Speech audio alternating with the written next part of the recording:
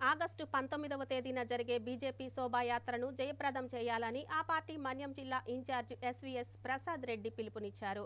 పార్వతీపురం మన్యం జిల్లా కేంద్రంలోని బీజేపీ కార్యాలయంలో మీడియా సమావేశం నిర్వహించారు.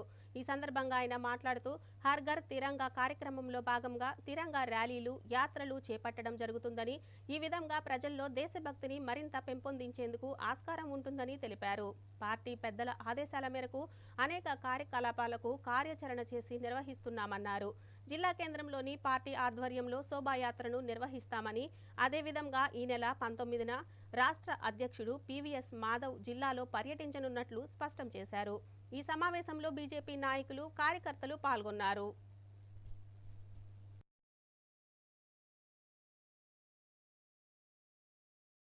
ప్రస్తుతం జరుగుతున్న తిరంగా యాత్ర, దేశవ్యాప్తంగా తిరంగా యాత్ర నడుస్తుంది. తిరంగా యాత్ర యొక్క ముఖ్య ఉద్దేశం ఏంటంటే ప్రతి ఒక్కరిలో జాతీయ భావాన్ని నింపడం కోసం, ప్రతి గ్రామంలో కూడా తిరంగా యాత్ర జరపడం కోసం మా అఖిల భారత స్థాయి నాయకులందరూ కూడా పిలుపునివ్వడం జరిగింది. అందులో భాగంగా మన జిల్లాలో కూడా జరుగుతుంది.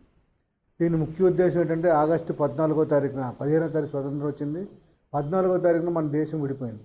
పాకిస్తాన్ నుండి భారతదేశం ఏదైతే విడిపోయిందో ఆ సమయంలో పాకిస్తాన్లో ఎవరైతే మన వాళ్ళందరూ ఉన్నారో వాళ్ళందరినీ ఓచకోత కోసి మన దేశాన్ని తరలించడం జరిగింది.